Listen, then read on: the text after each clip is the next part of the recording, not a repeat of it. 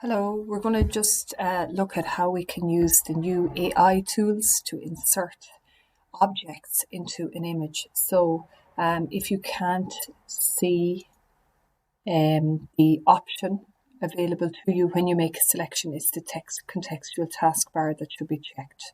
Okay, so it'll make sense in a moment. So we need to, first of all, make a selection. So in whatever way works for you, you'll make a selection. So whether it's the rectangular marquee tool, or it might be your lasso tool or your polygonal lasso tool. So I'm just going to use the rectangular marquee tool, okay? And I'm going to insert a dog into this scene. So I make my selection kind of roughly around the size that I want the object to be. So this is the contextual toolbar. Okay, so like I said, if you can't see it, make sure that contextual taskbar is there. Okay, so in generative fill, I type in what I want. So I might want a golden Labrador. Okay, I generate.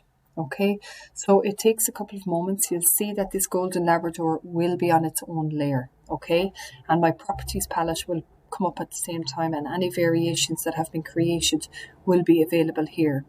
If you're going to do any color corrections on your image, it's probably best to do those before you insert an object like this, because your Labrador will be placed on a section of color, and if you change the coloring afterwards, it'll have an effect on this kind of square that your Labrador sits on. So you can see it's given me option 1, option 2, option 3.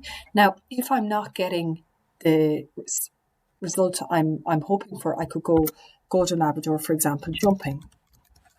So you're not limited to what you have here. So we'll just give this a moment.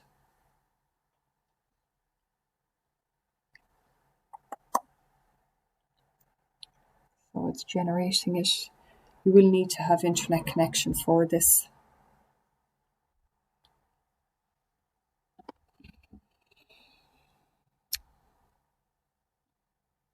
Okay, and there's the Labrador jumping.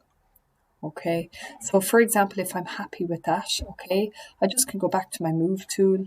It's there. Now, if I try to move the dog, for example, you see the dog is on its own layer. If I try to move the dog, you'll see that the piece of ground is with it. So it just doesn't work like that. So when it's there, it's there.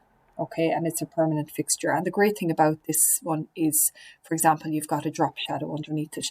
Now, if you wanted, if you knew this dog was there, it was a permanent fixture, you could select both of your layers holding the shift key, right? And you could right click and you could merge layers. And now it's all one layer. Okay.